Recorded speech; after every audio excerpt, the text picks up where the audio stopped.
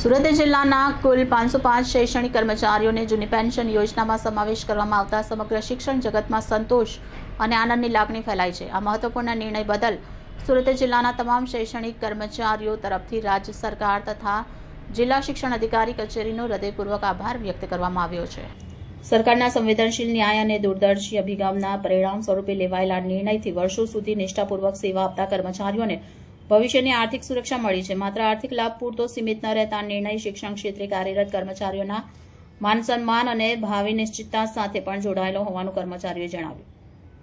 શૈક્ષણિક કર્મચારીઓના જણાવ્યા મુજબ જૂની પેન્શન યોજનામાં સમાવેશ થવાથી લાંબા સમયથી રહેલી અનિશ્ચિતતા દૂર થઈ છે અને સરકાર પ્રત્યે વિશ્વાસ વધુ મજબૂત બન્યો છે। સરકારની કાર્યક્ષમ નેતૃત્વ શક્તિ, માનવીય અભિગમ અને કર્મચારી હિત માટેની પ્રતિબદ્ધતા પ્રશંસનીય હોવાનું તેમણે ઉમેર્યું છે। આ સકારાત્મક નિર્ણયથી શિક્ષણ ક્ષેત્રે નવી ઉર્જા અને પ્રેરણા મળી હોવાનું જણાવી સમગ્ર જિલ્લા શિક્ષણ અધિકારી કચેરીના તમામ અધિકારીઓ તથા કર્મચારીઓનો પણ આભાર વ્યક્ત કરવામાં આવ્યો છે। અંતમાં રાજ્ય સરકારના ઉત્તમ સ્વાસ્થ્ય અને સતત સફળ કાર્યકાળ માટે શુભેચ્છા પાઠવવામાં આવી છે।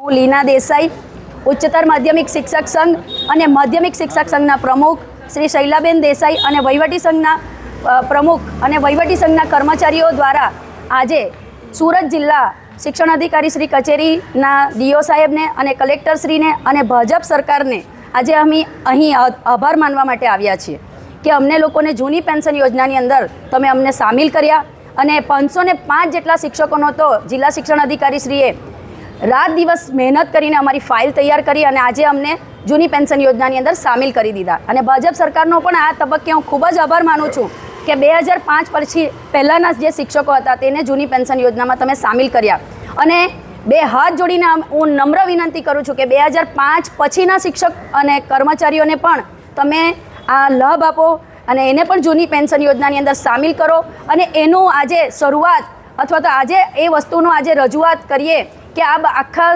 ગુજરાત રાજ્યની અંદર બધા જ લોકો આ વસ્તુની રજૂઆત કરે કે 2005 પછીના લોકોને પણ જૂની પેન્શન યોજના મળવી જ જોઈએ અને એને માટે આજે અમે અહીંયા રજૂઆત કરવા માટે ભેગા થયા છીએ।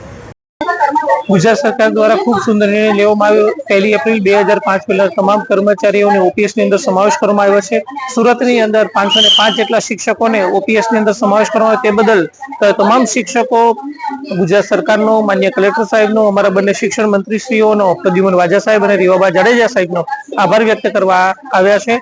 આ ઉપરાંત કમિશનર શાળાની કચેરીના અમારા પ્રદેશ રાણા સાહેબ અને તેમની સમગ્ર ટીમનો પણ આભાર વ્યક્ત કરે છે કારણ કે આ શિક્ષકોની અંદર શિક્ષકોનો અને ઉત્સાહ જળવાઈ રહ્યો છે। આ ઉપરાંત તેમના પરિવાર પણ ખૂબ જ ઉત્સાહભેર ભાગ લઈ રહ્યા છે કારણ કે તેમને ઓપીએસ ની અંદર સમાવેશ કરવામાં આવ્યા તે બદલ આભાર વ્યક્ત કરી રહ્યા છે।